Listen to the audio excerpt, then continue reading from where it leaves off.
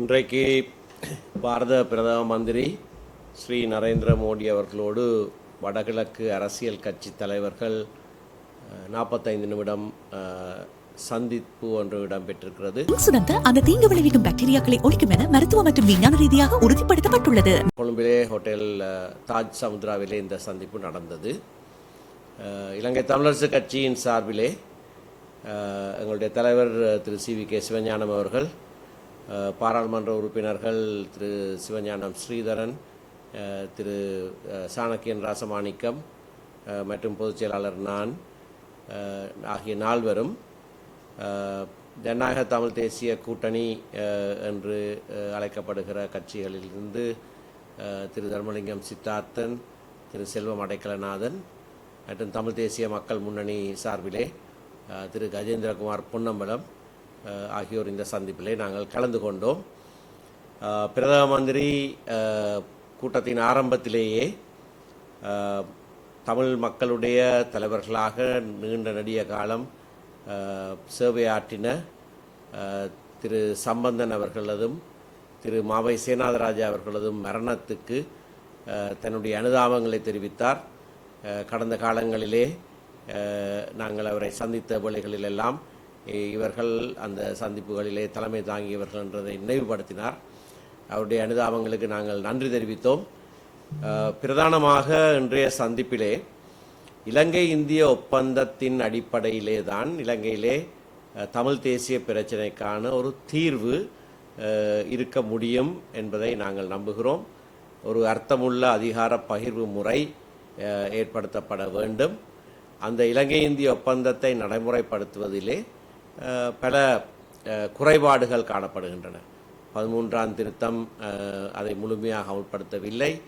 13ஆம் திருத்தம் கூட முழுமையாக அமல்படுத்தவில்லை. இது இரண்டு அரசாங்கங்களும் ஏற்றுக்கொண்ட ஒரு விடயம்.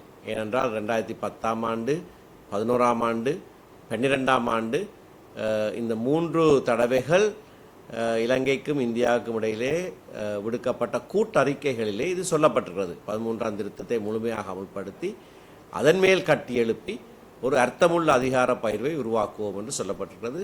அது இன்னமும் செய்யப்படவில்லை. ஆகவே ஒரு புதிய அரசியலமைப்பின் மூலமாகவோ என்ன விதமாகவோ இலங்கை இந்திய ஒப்பந்தத்தின் அடிப்படையிலே ஒரு அர்த்தமுள்ள அதிகார பகிர்வு ஏற்படுத்தப்பட வேண்டும். எங்களுடைய கட்சியை பொறுத்தவரையிலே நாங்கள் சமஷ்டி கட்சி, எங்களுடைய கட்சியுடைய பேரே சமஷ்டி கட்சி. ஒரு சமஷ்டி முறையிலே தான் இந்த அர்த்தமுள்ள அதிகார பகிர்வு இருக்கும் என்று நாங்கள் நம்புகிறோம். அந்த இலக்கை හරියන්න නම් මල්ලි හරිම තැනට යන්න ඕන. LOLC Finance හරියන්න හරිම තැන. நாங்கள் அடைகிற வரைக்கும் ஏற்கனவே இருக்கிற மாகாண சபை முறைமை நடைமுறைப்படுத்தப்பட வேண்டும். மாகாண சபைக்கான தேர்தல்கள் நடைபெறாமல் இழுத்தடிக்கப்படுகிறது. அது உடனடியாக நடைபெற வேண்டும். இன்று காலையிலே பிரதம மந்திரி ஸ்ரீ மோடி அவர்கள் இதை சொன்னதை நாங்கள் ஞாபகப்படுத்தியவருக்கு நன்றி தெரிவித்தோம். மாகாண சபை தேர்தல்களை பிற்போடுவதற்கு அரசாங்கம் எத்தனிக்கிறது என்று நாங்கள் சந்தேகிக்கிறோம்.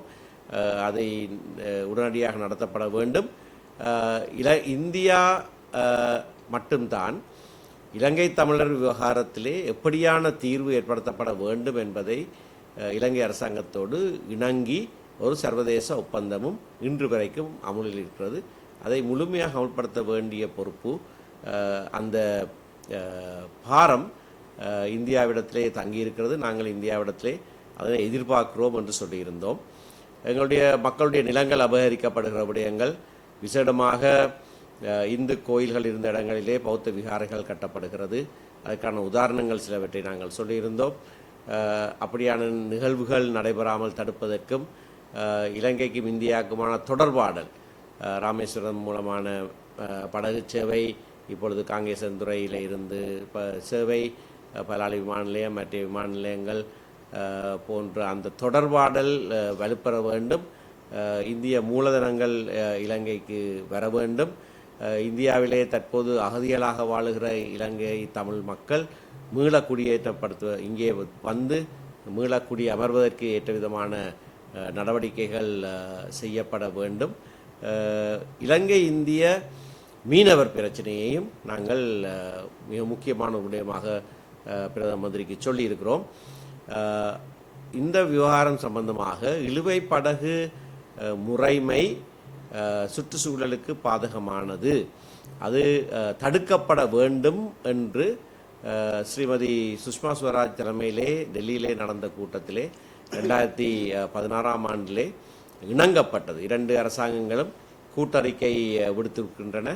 ஆகையினாலே அந்த கூட்டறிக்கையிலே இணங்கிய விதமாக இந்த இழுவை படகு முறை முற்றுமுழுதாக தடுக்கப்பட வேண்டும்.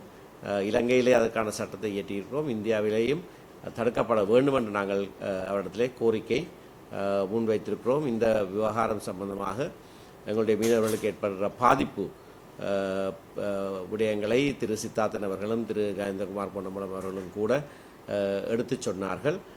அவர்களும் அரசியல் தீர்வு சம்பந்தமான விடயங்களை வலியுறுத்தி சொல்லியிருக்கிறார்கள்.